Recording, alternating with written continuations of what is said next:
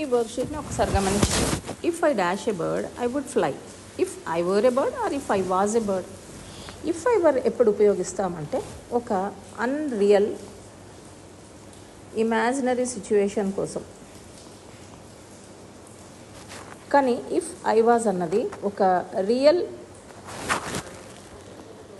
Past situation which has possibility, జరగడానికి ఆస్కారం కలిగినటువంటి ఒక సిచ్యుయేషన్ కోసం ఉపయోగిస్తాం.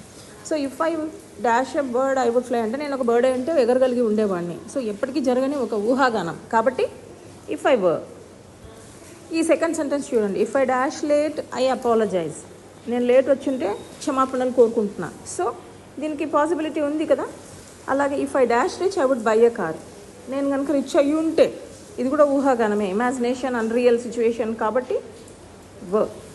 If I dash busy I wouldn't have come. ఒక పాసిబిలిటీ ఉన్న పాస్ట్ సిచ్యువేషనే ఇది కూడా. సో వాజ్ అని రాయాలి. ఇలా ఈజీగా మనం వర్కి వాజ్కి మధ్య డిస్టింక్షన్ తెలుసుకోవచ్చు.